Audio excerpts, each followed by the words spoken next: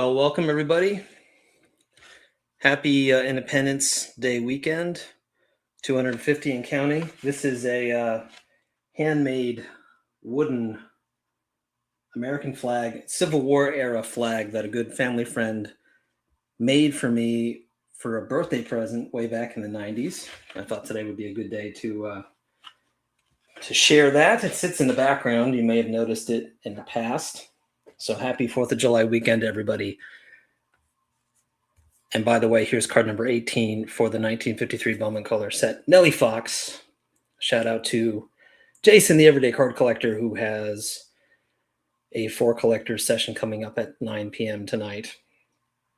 One of the few shots where you can not tell too terribly obviously that he's got some chaw in his cheek there. Great shot of Nellie Fox. This is a live stream known as Card Room Live. And no, it's not a show. It is, however, a hangout for fellow vintage collectors. Whether we have guests or not, and we do have guests tonight, most of the time we are wasting time looking at and talking about old cardboard. And through it all, we always try to make it time well wasted. That's what we've been doing here for about 5 years now. So if you're here with us live, welcome to you. Welcome to my fellow YouTubers, to the commenters, to the folks from all over social media land. If you're new to Card Room Live, don't be afraid to say hello in the chat. You are among cardboard friends. This is the live stream, after all, where everybody knows your name, and we don't know yours yet, but give us a few tries. We'll learn it soon enough. If you're listening to this later or watching it later, you may be going to or coming home from work, sorting cards, looking at eBay and auction sites, rolling out those meatballs, walking the dog, sitting on the john, putting the kids to bed, battling raccoons in the backyard, wondering if Eddie Wakus will come up in conversation. It may. He may come up tonight. Wondering what other kind of Mike Foley we're going to get into tonight. Shout out to our good friend Mike, the sports history collector. Whatever you might be doing, I do hope you get something out of the next hour. If you want to get in touch or have ideas for future sessions, you can always email me at bowman53channel@gmail.com. You can also find me on Instagram, bowman53_Alex, and a whole slew of other places that you can see in the description below. This session of Card Room Live is brought to you by Bowman's TV Baseball Card Gum Set. That's right, for the 1955 season. Bowman is featuring the greatest lineup of Major League Baseball stats ever, presented with exciting full-color pictures of your favorite players. And here's an example of what those cards look like in case you did not know. Here's a wonderful shot of Jerry Coleman of those New York Yankees, who's about to fling that baseball over to first base with a look of determination on that mug. Fantastic. And you know what? The backs of these cards are pretty nice as well. Every sports fan, young and grown up, will want to collect this complete picture card series. For 5 cents, you can get 9 color cards and bubble gum in one big pack. In 1936, Bum & Gum offered their first bubblegum baseball picture card series to enthusiastic millions of sports fans. And now, after 20 years of leadership, they're really hamming this up, aren't they? They offer this great new series of baseball stars. Act now, and I think some of these TV sets actually work if you try to turn them on. And if you don't know what I'm talking about, poke around on my YouTube channel and you might see exactly what I mean. So again, good evening to everybody. This is the longest running session ever because I made this session last Sunday. As some of you know, I had to cancel at the last minute, and I did not realize that there were a whole bunch of people commenting last Sunday as you guys were waiting for me, so I apologize for that, but it was kind of funny this time to log in and see all these comments from last Sunday. But all's well that ends well. Maybe it's appropriate that session number 176 happens on 4th of July weekend. Let's see who is in the bar. I got to try to figure out where last session ended and where the new session begins. Oh, it's right here. So Mr. Coach Neil is here. Lonely Basement Baseball Cards. We Are Live, Confluence Sports Cards. Howdy from Tucson from Yank Me Cards, Steve. Mike Polina is here. Happy 4th from Reese Andy Card Ranger. Ryan's Bullpen Sports Cards is here. Melissa the Sports Guru is here. Jayhawker Vintage Cards is here. Mr. Hammer 44 is here. Warren D and the CLE Called Shot Cards is here. Killaboo 3 Kurt is here. Good to see you. Pastor Craig's Vintage Cards is here. 5 Cent Wax. The Wrench Holder, Mr. Stuke, is here. Kurt in Brooklyn, who paid a bit more than 5 cents for 9.55 Bowman cards, I should say. Yeah, I think we all do. That's right. Happy Larry Doby Day. A great video by our buddy Scott. Make sure you check it out if you haven't. I kind of wish more people would make videos like that, because not only is it great to see all the cards and memorabilia, but it also just makes for a great experience overall. A's Fan Gym is here as well. So great to see everybody here. Yeah, I feel like I'm forgetting something, but that's okay. We're going to get started. We've got some guests waiting to come in for a fun round of my favorite, your favorite, everybody's favorite, a round of Show a Card. And before we waste any more time, although we like to waste time, Cubs fan is here. Let's get these folks in here so we can get started with this. First and foremost, making a return. I forget how many times he's been on Cardroom Live, but this is not his first time. It's Mr. Oh, what's going on here? Did I screw this up? There we go. I don't know why. What's up, Andy? Hey, what's going on, everybody? Good evening. Good evening to you. Oh, there we go. Now I can see you. How are you, Andy? Great, Alex. Good to see you, man. Thanks for the invite. Good to see you too. Yeah, absolutely. Happy birthday, America. That's right. That's right. We're old, but we're still here. Another guy that's been on here a couple times now, Mr. John Wadesbog fan. John, how are you tonight? Good. Good evening, everyone. Good to see you. We've also got Blue Collar Cards, Trevor. Trevor, how are you? Hello, everybody. Good to see you. And last Alex, but not least, I can't hear you. You can't hear me. Can you hear us, I can hear you. So I can Trevor, hear you, John, but I to... can't hear anybody else. Wow. So, John, you want to tell him he may I'm going to exit and come back in. Yeah. Yep. Okay. Okay. While Trevor's coming back in, we've got somebody that's making a long-awaited return to Cardroom Live. A good friend of the live stream, Mr. DK Cardboard. Doug is here. Doug, can you hear me? I can hear you just fine. Can you hear okay, me? Great. Okay. Happy yes, to be I can here. hear you. Thank you so much. That's good. That's reassuring. Trevor. Yeah, now I can hear you. Okay, but I'm hearing that echo again. Yeah. You guys hearing that too? Definitely. Yeah. What about now? Can you hear me? Yeah. Okay, I think we're good. Yep. All right, sweet. All's well that ends well. All right, guys. Yes, fantastic panel tonight. And these guys are all primed and ready. We're going to do a round of Show a Card. We're going to get started with this. I lost you again. Oh, no. Oop. Okay, well, we'll see if we can get started, and maybe Trevor can hop in here. So if you guys are not familiar with Show a Card, the idea is I send a whole bunch of prompts to these guys. And the idea is to pick a card from their collection that is somewhat related to the prompt. And we'll see what happens. I think a lot of people like to break the rules here, but it's all good. It's all part of the fun. And the fun behind this is we're going to show a lot of cards, but really it's also, to me, a fun way to kind of see different people's collections and the stuff that they've got and what they're drawn to. So we're going to go ahead and get started. John, we're going to start with you. Show a card that feels like a slice of Americana for you. All right. I know this is mainly vintage based, but I had to stick in a Wade Boggs card here somewhere. So I'm going to start off with a Boggs card. Now it's an art card, but it's done by the Sporting Life. And it's sort of a... Oh, wow.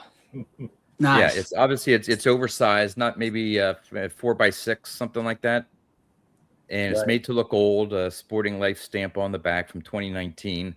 I believe this is a 1 of 1, but Yeah, of course, Boggs. Yep. This will be the only Boggs that I show off. But yeah, it just has that, Independence, 4th of July sort of feel to it. So Absolutely. And you say it's a 1 of 1? yeah. That's Typically great. the Sporting Lifes are 1 of 1. It does usually it says it on it. But this one, this it's out of they're out of Chicago, I think, Detroit. So you can barely see it at the bottom, but Some people surprised at your collecting style, John. Yeah. I know. I thought I just picked the name by random when I chose my channel, but yeah. Okay, Andy, we'll go to you next. So going back a little bit further in history, 1941, Mm. and America is still a neutral country. Europe's in war for a couple of years, and I picked this card up recently, and I just think everything about this card just kind of speaks about the era, about the player, obviously. That red bunting in the background, the green ball field. This just feels to me like, if I was to go to a game in 1941, this is what the experience would feel like to me. So I just love this card, and this set is great, and this particular card in that set is just gives me that feeling. I want to be there. I want to be next, in that stadium watching that game. So Right. Yeah. Big fan of that card. I'm fortunate enough to have been gifted that card by our friend Don from Don's Field of Dreams. It's in this case back here somewhere, and I agree that's a perfect card for this prompt. Trevor, go for it. Well, I believe the saying goes, it's as American as baseball, hamburgers, hot dogs, and apple pie. I've only got a hot dog card. Oh, that's perfect. Sweet. I love that set. Do not have any cards from that one yet, but that's a great one. Okay, and Doug. Yeah, so I think this is going to be the first maybe unspoken rule break here, but I would expect no less from you. It's not a baseball card. Okay. This is a well, I'll show it. It's from the 1800s. Can you see it? Oh yes. Yeah. Oh yeah. All right. So this is a trade card. I feel like I'm not getting it in focus. Oh, There it is. Here we There you go. go, right there. Yep. Yeah. So this is Lady Liberty. This is Merrick Threads Co. And it says Liberty enlightening the world.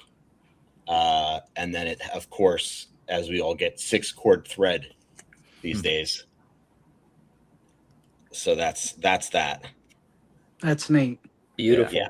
And it is from the 1800s, from I think 1870 to 1900 ish. If you're going to break the rule, that's a good way to do it. Yeah. I appreciate it. And I agree with Dan that there's nothing more American than a flying hot dog. Absolutely true. Okay. I think we're back to John. Show a card that is among the first vintage cards that you ever owned. All right, now's my time to sort of break the rules because there's 3, but they're all together because I got them all at the same time.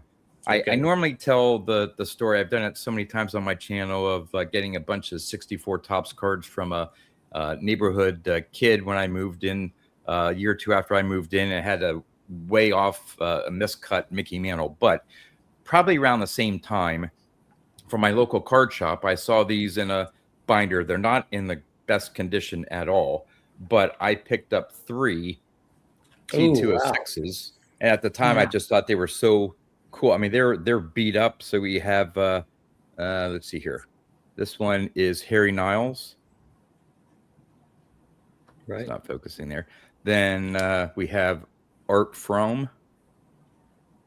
That's a cool and one. Nick Maddox. So, and they're all Piedmont backs.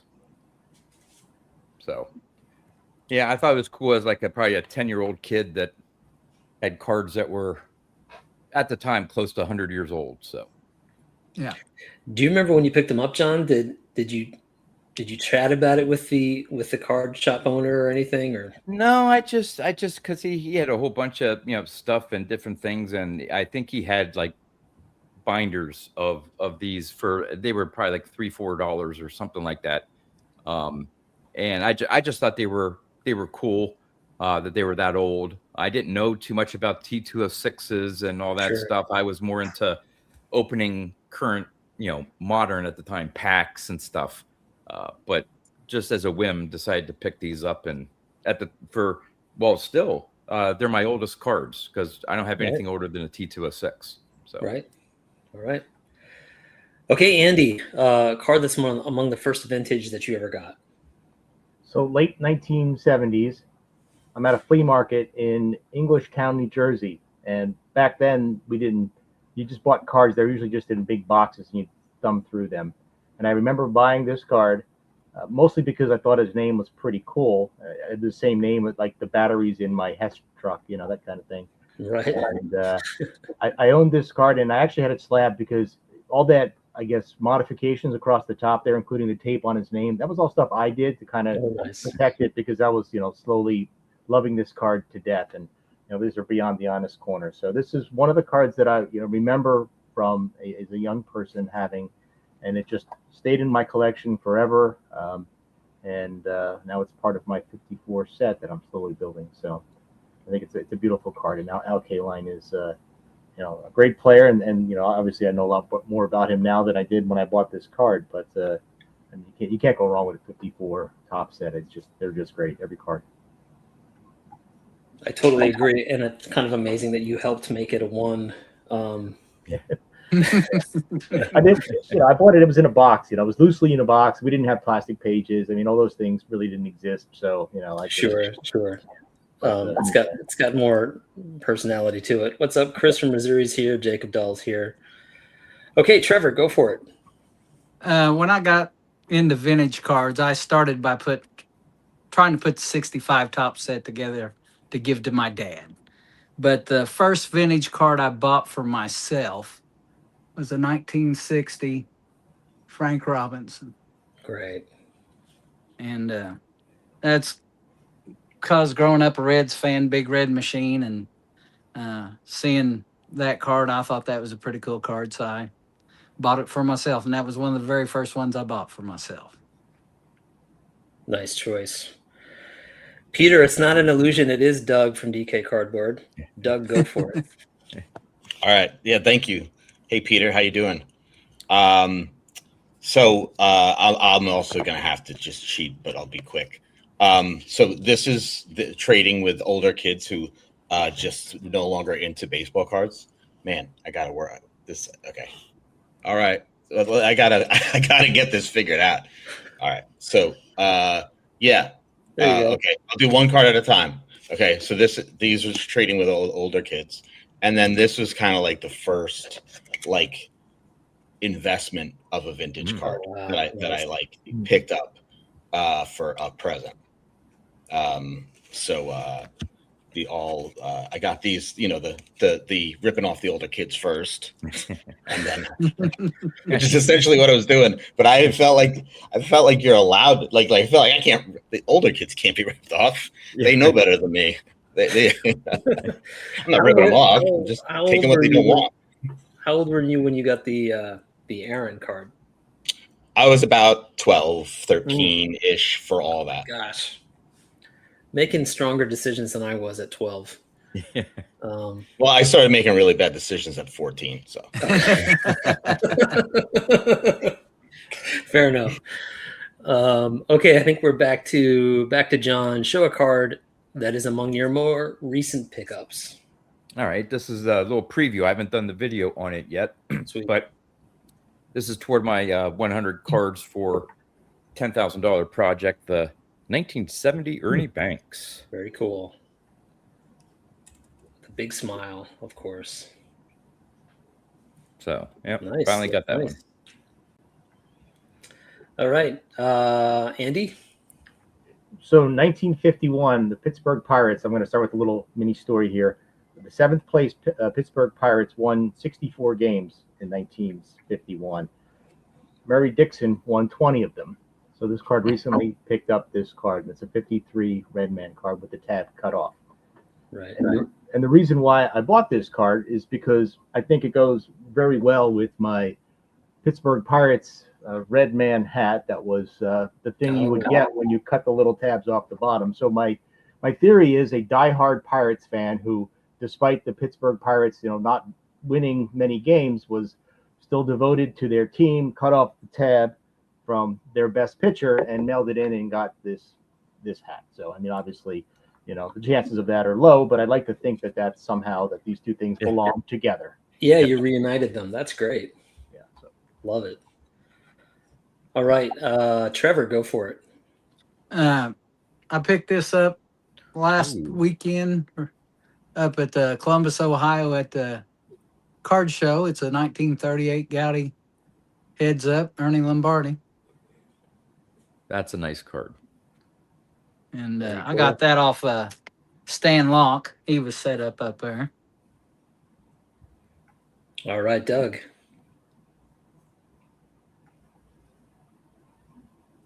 All right. So the recent card, right? Yep. Yes. Okay. So I have hardly gotten any recent cards, but I did get one recent card. And that is here. Ooh, wow. Yeah. So we have Roy Campanella, Burke Ross, and then and of course, this is like a widely used image of him. Yes. It's in a couple other cards that I'd really like to get. But I got this. It's a 1. But it's from a distance you can't tell why. Right. Beautiful card. Awesome. All right. John, back to you. Show a card depicting a player who served his country during wartime. We're trying to get into some 4th of July material here. All right. Well, according to Google, he was the first professional athlete to volunteer for World War II 2 days after Pearl Harbor. Oh, great. Wow. Good Bob one. Feller. Lovely, too. Yeah. Looks great. Very good point here from Chef Joe. They're all gem mint from a distance. Right. Andy, go for it. So I'm back on the theme again. So not Yeah. only was Murray Dixon a 20-game winner for the Pirates, he was also a World War II veteran as a member of the 31st, I wrote it down, 35th Infantry Division. He was a reconnaissance scout. And I love this card. Obviously, it's signed by him, but also love the way he's wearing his hat. Now, I know, obviously, it's partially airbrush. I think he was with the Indians the year before. But the way he has it on his head just reminds me of the way a reconnaissance scout in the United States Army would wear their hat, right? Sort of cocked up on the top like that. Behind me over my shoulder, that's my Stetson. I actually spent 12 years as a reconnaissance scout in the military. So my connections to Murray here, I kind of, I hear his stories and I sort of think about things that, I've seen.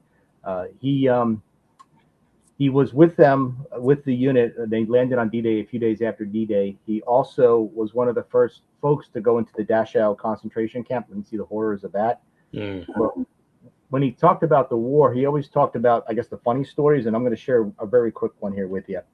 So he had a tale. I guess he was in a reconnaissance scout, so they have observation posts, OPs, and they're out in the front. Their goal or their job is to maintain contact with the enemy. They're sort of the eyes and ears of the command group. They're not supposed to get decisively engaged. They're just supposed to see what's going on and report that information back. So I guess he was in this forward OP, and a 3-star general named Patton came up to see what was going on. So I guess Patton decided he was going to go out and take a better look. So he left the security of the operations post, and some German artillery came in. So General Patton dove into Murray Dixon's foxhole with him, and I guess Patton was so impressed by this soldier that he tried to make him his driver, and he was able to get out of that duty, thinking or claiming that crazy Patton would probably get him killed. So those are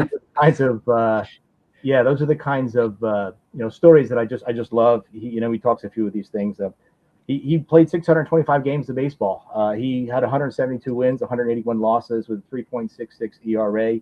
I mean, he was an excellent pitcher with a 43 WAR. So and he was an amateur magician too. So a lot of things about Murray Dixon. Some of his war stories are pretty interesting.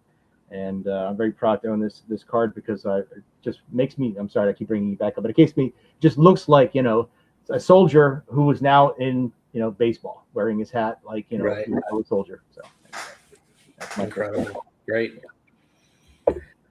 Okay, Trevor, go for it. Well, on my channel, I like to highlight players from Indiana. This is Ken Trinkle. He's from Paoli, Indiana, which is 30 minutes west of where I live. And this is his only major league card. He's playing for the Phillies. He was a pitcher and developed into a relief pitcher because of our arm injuries. But he served and he was in the Battle of the Bulge. And he was a scout also. And his comment was that if they weren't sure there were Germans there, they'd send the scouts in. If the scouts didn't come back, they knew they were there. So, Right. but he said he could pitch in several days in a row if he only pitched 1 or 2 innings. But if he had to go more than 5, then he was done for the week, you know. So that was his downfall. But that's Ken Trinkle. Great story. Yeah, great looking card. Okay, Doug. All right. So this is can you see this card? Yes. Yeah. All right. So Yeah, this is our friend Yogi, who volunteered at 19. He was at D-Day, invasion of Normandy. He was in the Navy. He was on a boat trying to root out the Germans that were anchored in. He said, oddly or appropriately, he said it was like the 4th of July because of all the bombs going off everywhere and all the firearms. And then he was in France for 12 days and he was shot in the hand. And so he received the Purple Heart. And then he hadn't played a lick of Major League Baseball yet. That's right. Yeah. I'm in the middle of reading a book on Yogi, and he's just returned from World War II and is in the Yankee system. Yeah, pretty incredible stories. Yeah. John, back to you. Show a card that you think is underrated in the hobby. Okay. First off, Doug, I see that we're That's twinsies right. here. Yeah, beautiful. And So as hard as I avoid to show a different card, I didn't work hard enough on the shirt. yeah, right. And so this card here, I sort of went with I bend the rules a little bit. I went with an underrated player and a card of that player. And so Trevor, this one actually is for you. I went with Frank Robinson, Nice. 2-time MVP, Yep. Triple Crown. I just don't think he gets a lot of, as much hobby love as he probably deserves. And this 1961 Topps was his first MVP year. Of course, he'd win the Triple Crown in '66. But here he is with the Reds. So, Right. Yep. Nice looking one. Nice looking copy. Yep. Okay, Andy. So I'm going to read a little bit of the front of this card before I show it. It says, he has ice water in his veins and is a tough customer on the mound, as the Giants' opponents have found. So it rhymes a little bit too. A red man card Ooh, of yeah. Barber. I just think this is one of those cards where it's his best card. I mean, that look, that's what it felt like to be facing him when he thinks you're crowding his plate. So just a beautiful card. These red man cards are wonderful, and this is, I think, a 55. So love the color, love the images, and a great player, great pitcher, and probably his best card. Great. Okay, Trevor.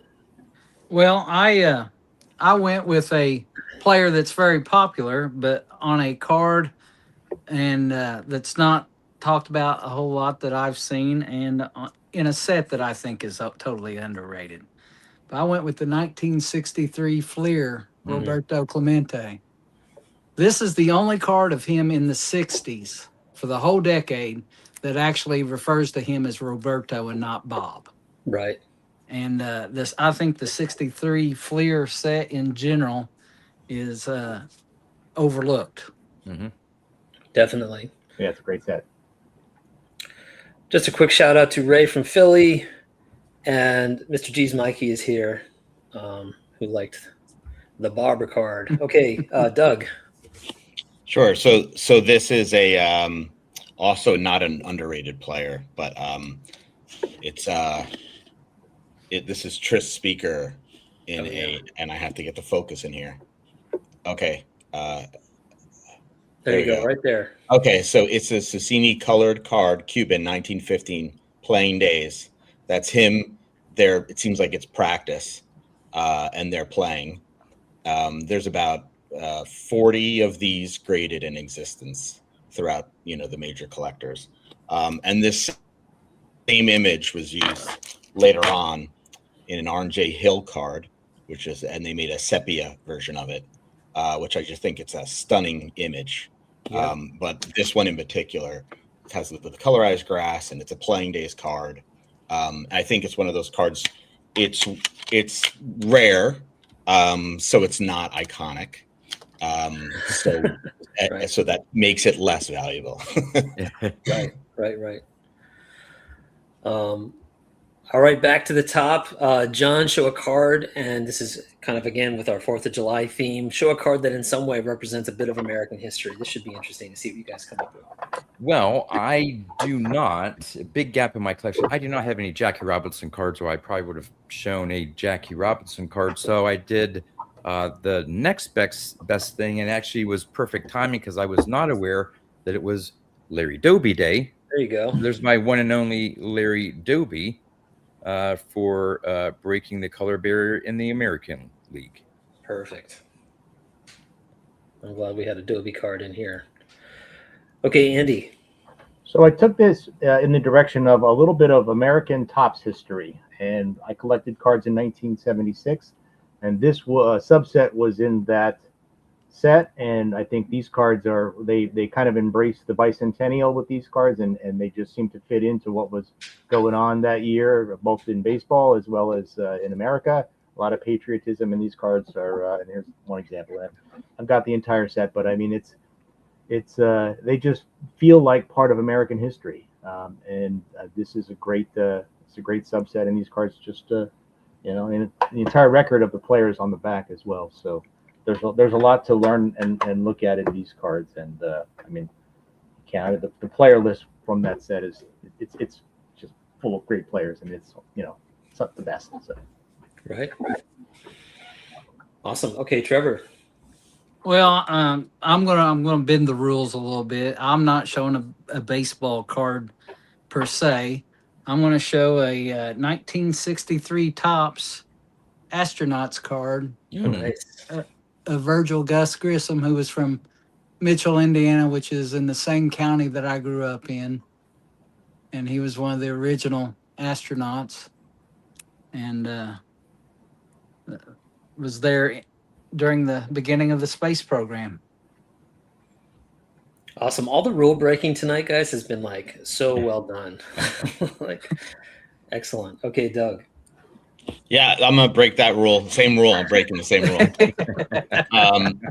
All right. So here we have Jesse Owens. Great. In the 1936 Olympics, held in Berlin, hosted by Hitler and Nazi Germany in full effect. So he showed up Hitler and his propaganda about a superior race. It was sort of the emerging conflict that was going to get the whole world involved, and it was really a sports legacy, all-time great American Olympic moment. Right. For all of that impact. Yes. And on top of all of that, it's just a great looking card too. Like, it's really beautiful. Yes. Okay, back to John. Show a card of a player with a few character traits that you find admirable. All right. Obviously, I have to give a shout out to Wade Boggs because he is so great to his fans. But keeping with the theme of the show, I went with someone who not only went to serve once, but twice, and was in combat both times, and was so dedicated to his craft of becoming the greatest hitter of all time. I went with Ted Williams. Oh, Just the dedication that he had to his craft, and again, serving twice for his country. So, right. Beautiful. Okay, Andy. So this is a 2020 Dreams Fulfilled Negro Leagues Legends rookie card of Mamie Peanut Johnson. And she was a pitcher in the 1950s and tried to, so there's a lot of stories about her. I could actually probably do a whole episode on here. But she broke into the Negro Leagues in 1953 and pitched for 3 seasons with a 33-8 record. Most interesting thing about her, one of the things, and she actually wrote this book, which is I recommend this great book. And I'm going to read something. So a little bit of our history, and it's just as a 2-minute, not even a 2-minute read. She tried to try out in about 1952 for the All-American Girls Baseball League. And this was right after Jackie Robinson had been playing Major League Baseball. And she went to the tryouts and she was just sent home. They wouldn't even let her play just because of her color. And that was it. And it was a bad experience for her. And I'm going to read her words because I'll never be able to summarize it appropriately. So she was just told she had to leave. And she says, I reached to pick up the ball we had thrown just a moment before. My bare brown hand squeezed the seams as hard as I could, and I felt the rough black threads bite my fingers. The smooth white horsehair cover was unyielding, but I kept on squeezing it to keep from crying. When Jackie Robinson crossed over into the majors, I thought he had Branch Rickey, general manager of the Brooklyn Dodgers, behind him to say, hey, he deserves to play. I didn't have a Mr. Rickey behind me. All I had was myself and 17 years of loving the game. So, I mean, that's just, she after she played baseball, she became a nurse, and she did 30 years as a nurse. And they're absolutely right. You're right about that. It is mentioned at the League of Their Own. They talk about that. So, patriotism is loving your country, even though it's not perfect, but you're always willing to try and make it a better place.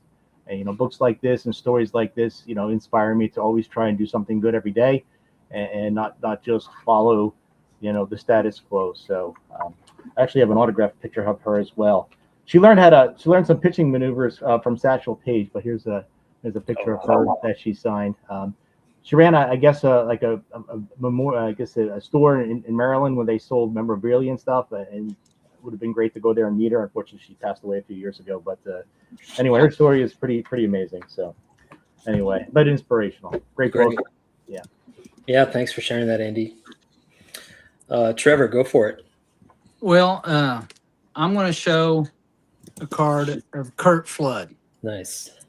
To have the moral clarity to know and believe that the reserve clause was wrong, and to walk away from $90,000 to $100,000 in 1969, 1970, which would be equivalent to about $800,000 today, because you were that convinced that you were right and they were wrong.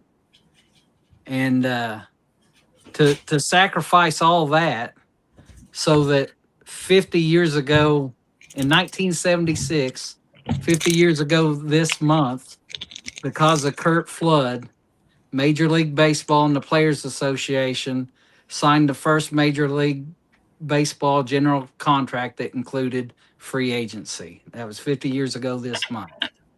But to have the moral certainty to stick by his guns when he thought he was right, I don't think it's tough to do when you're in the majority, let alone be in the minority. Right. None of the current players testified on his behalf. Right. Only former players. That's right. Very true. Doug, go for it. Well, I think, Trevor, you said you made one choice where you tried to pick something that someone else wouldn't. I don't know if that was it, but that's where I did it. Yes. I just pulled an audible. All right. Hey. I'll just say one thing. Well, actually, no, you covered Curt Flood well. I mean, I don't need to say a word about Jackie Robinson. Clearly, classy guy, a lot of integrity. He's, went through a lot, breaking the barrier, breaking down that wall for everybody else to follow him, and was a fantastic ball player. Right. I'm glad you showed the crypt plug though as well. Yes. It's always a special day when that happens on Show a Card. All right, guys, we got less than 20 minutes, so we're gonna try to pick up the pace with these ones. These next ones are a little bit more fun anyway, so it should be somewhat rapid fire. John, show a card with a player that's leaping. I'm so glad I'm going first because I was looking. I'm like, man, I wish I had a Phil Rizzuto card because he has a couple that he's leaping up in He's the air. always leaping. The Yeah. only one sticking with vintage that I have of a player leaping, and I know it's going to get duplicated, but that's because we go with Pee Wee Reese. That's all I got. What a So, beautiful card. Yeah. Yeah. Nice. I'm sure that's not the only one that's going to show up here, but maybe Okay, Andy. So close, Hey, but not all right. exactly the same. There we go. He likes to jump a lot. There you go. Another great card to him.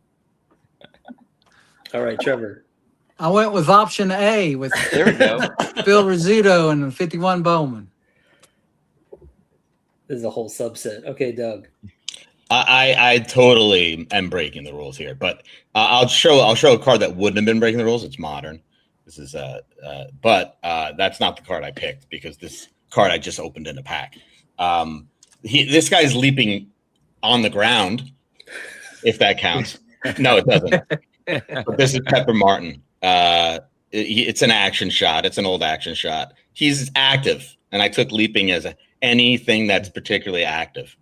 Especially when he's bigger than the stadium itself. He is bigger than the stadium, and in this set, he's the only one who's bigger than that. No, every single card is like the same card, except this is the landscape one. All the others are portrait, except for Lefty Grove. He and Lefty Grove are the only ones. It's on Pepper the set. Martin, right? So it's Pepper Godzilla. Martin and Lefty Grove. Yeah. Right. This is Pepper Martin.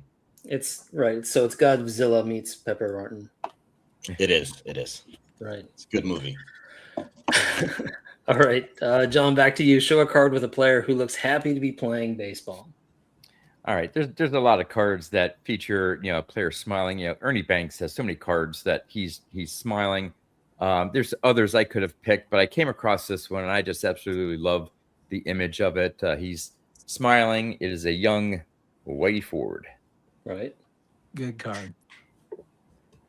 I love the Yogi Bear in that set, but I don't have it. Right. Andy.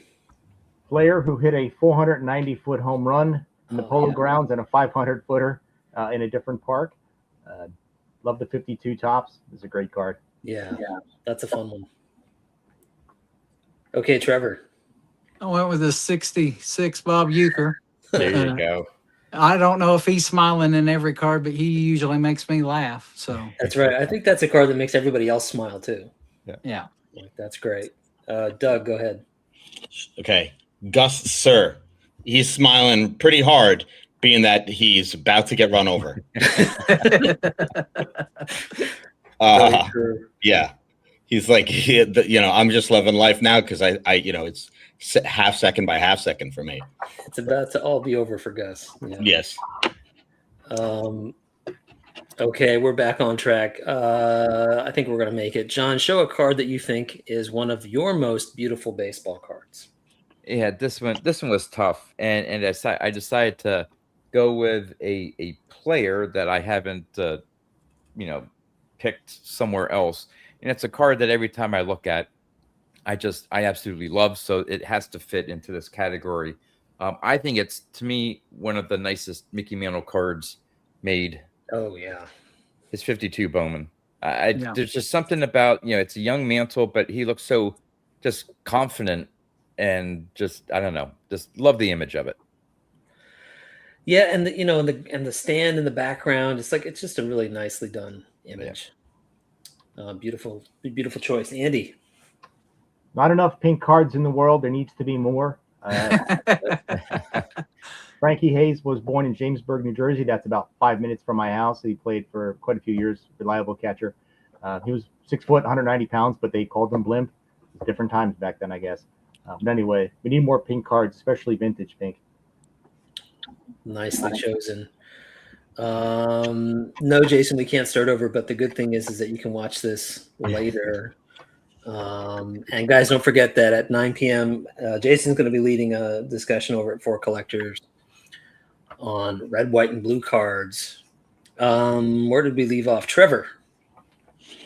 I think the 51 Bowman Thurman Tucker may be the best looking baseball card, period. That's my opinion. Yeah, It's my opinion.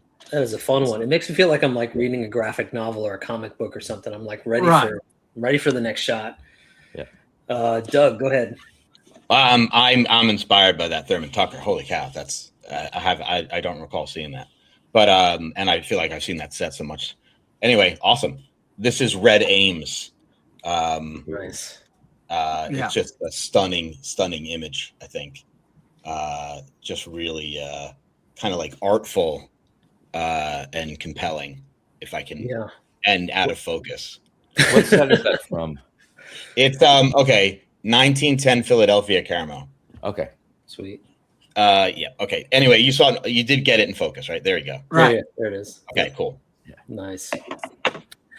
All right, so this should be fun. This is a chance for these guys to share some personal stories about their collection that relates to other folks. So, John, starting with you, show a card that you were inspired to pick up thanks to someone on YouTube or perhaps Instagram or maybe just a collector in general. Well, there's so many. I only started my vintage collection about 5-6 years ago, and it was because getting on YouTube and seeing so many people show off some amazing cards. I mean, in theory, all the cards I've picked up in some way or another are either specific cards or themes of cards to get, or how I've built my collection. But one of them stood out, and it's one of those things. If you're getting into vintage cards, and Eric, those back pages, so I'll give a shout out to him specifically. He always says there's never a bad time to get a Hank Aaron rookie card. So I if you're remember him collecting saying that, vintage, yeah. in my opinion, this is the keystone so far to my collection. Picked up at last year's National, and it's just to me it's a card to have. And there's so many great collectors out there who have a Hank Aaron rookie, and Yeah, and that's a hell of a 1-5. Beautiful. Yeah. Andy. So I have a binder of vintage Mets cards, and I know Alex, you'd love to see the whole thing someday, but for this In for this detail, yes. in detail, painful detail.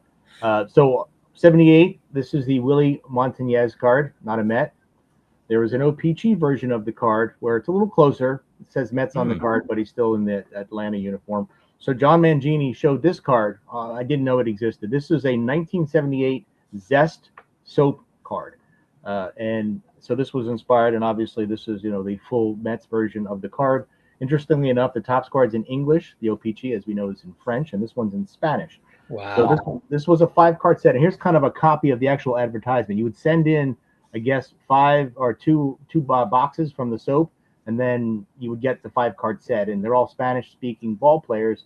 And then there's an option to get a poster as well. See it there at the bottom. So didn't know about the set. John Mangini talked about it, showed it, and so I picked one up, and it's neat. 5 cards. It's a pretty cool little set. That's great. That's a great story. All right, Trevor. I'm going to show a 1968 Topps Dick Hughes. Justin at Go Crazy Card Collecting got to meet Dick and got to know Dick, and knows his family, goes to church with Dick's daughter. And Dick recently passed, but just the stories that Justin told after meeting him and getting to talk with him. And he's done several videos on his channel about Dick. Dick was the runner-up for Rookie of the Year in 1967. So, but that's why I got that card. Nice. All right, Doug. All right. So this one is this is a Indians team photo from 1949. Man, you got to get this in. You can see that, okay, right? there we go. Yes. Okay. So Scott Reindeer Studios bought more than one of these, and let me know about it. So this was formerly Scott from Reindeer Studios card. So I would say he definitely inspired me to get this because I took it off his hands. Beautiful image. All right. John, back to you. Show a card that makes you think of a fellow collector and give him a shout out. All right. I have a shout out for at least, and I'm sure I'm going to be missing some, 4 YouTubers. This is a card I picked up at this year's Strongsville Independence show. Shout out to all the Roberto Clemente collectors out there, Dawn Field of Dreams, Theo Clemente collector, Mark Rudog 21, Ruben, who I think may still be in the chat here, Confluence Sports Cards. Right. Yeah, just one of probably my favorite Roberto Clemente card, at least of the ones I own. Very nice. Okay, Andy. So I was going through my cards and I said, all right, first card that I pulled out that reminds me of somebody I'm going to go with. So this card reminds me of Jim Faulkner, 5714 collector. So every Sunday morning, I'd be drinking my coffee and eating my little breakfast, and I'd watch his video where he was going through 10 cards every week, just the next 10 players in the set. And he did every 787 cards in the set, including the weird little trophy cards and stuff. So it took me back to like Saturday mornings where I'm eating my cereal and in front of the TV set watching the cartoons, because that's the only time they were on. So this is a shout out to Jim, and unfortunately a Nolan Ryan card without the Mets uniform. But anyway, it's a great series. If you haven't seen it, recommend you check it out. He's got all the videos. I think there's something like 65 of them or something. So it's great little series. Awesome. Trevor. I have a 52 Johnny Mize Nice. that is a Mookie Chilson special. There you go. That before Mookie and his videos, I would have never considered that card, but Mookie's influenced me or corrupted me or whatever you want to say, so that doesn't bother me in the least anymore. Making the world a better place, Mookie Chilson. All right, Doug. So I think Trevor, just to be in sync, this is a Johnny Mize card. So we got a 1948 Leaf. No, I mean, I about maybe 2 or 3 years ago, there was some smackdown on saying 48. So it says 48 on the card, but I think that it's 49 Leaf. Right. So this card reminds me of my friend Adam from Vintage Sanctuary, who has a massive, or not massive, but he has all the Leaf cards that I would really, really want that I don't have. Right. And then he has this one too. And he's a fan of Johnny Mize. Nice. All right, guys, we're almost there. John, show 3 cards together, 1 red, 1 white, and 1 blue in celebration of our nation's independence. All right. Now I also have a red, white, and blue, and then I have a bonus card that's red, white, and blue. So with the red here, we have the 59 Harmon Killebrew. White was a little bit difficult, but I sort of went with the 70 Yastrzemski, as there's a lot of white in the background there. That works. And then for the blue, the 61 Topps MVP, Roy Campanella. Great. Oh, there we go. There we go. Red. Oh. Red, white. There we go. There you go. You got it. It worked out in the end. And then the bonus card is, and we've shown a couple cards here already from the 1960 Topps set, but the Brooks Robinson has There you go. red, white, and blue. Nice. Okay, Andy. 54 Topps cards. Red, white, and hopefully Pastor Craig is still here, and there's the blue. There you go. Nice. Nicely done. Okay, Trevor. T206 Owen Donnie Bush from Indianapolis. A 1917 Collins McCarthy of Bill Riordan from the town I grew up in Bedford, Indiana. And a Doc Crandall T206. And I guess technically the Donnie Bush, since it's a polar bear back, it by itself is a nice. red, white, and blue. There you go. There you go. Beautiful. Very nice. All right, Doug, take us All right, home. these are all 1954. So we have the this is terrible. Okay, so we have the There you go, Stan right there. Musial red. Yeah. We have the Monte Irvin Yeah. white, and the back to Hey, Red Heart. There you the go. Mini Minoso blue. Yeah. And I'll go with the red. This is definitely going to be out of focus because I can't get 3 cards at once. It's in There you focus. There you go. It's in focus. Yeah. All right, let me put me on longer. Yeah. All right, we got enough time. I'm gonna show these ones. I put this on Instagram earlier today. For red, I have to show this one, of course. Oh, Yeah. Yep. Mr. Jackie. For white, my only 53 Bowman black and white. Casey. Nice. And then this is my only time showing cards tonight, but I also copied you, Doug. Ooh, very good. Yeah. That's a great card. Yeah, so let's see. Can I do it? There you go. There you go. Nice. I have to confess, I started out in my Red Heart set for the red and the blue, and then I thought, no, I'll go pre-war, and Oh wow. I would have had a Minoso also. Yep. It's such a great card, right? It's a great card. Yeah. Well, guys, we made it. I'm always worried that it's not going to work out, but we made it with time to spare. Fantastic Alex- cards tonight, guys. Alex, can I give a quick shout out? Please go for it. I live in Washington County, Indiana, and there's a little community in this county, Pekin, Indiana, or New Pekin. And it has claim to the longest consecutive 4th of July celebration. This year made the 196th consecutive 4th of July celebration in that community. So Awesome. Wow. Wow. Very cool. Incredible.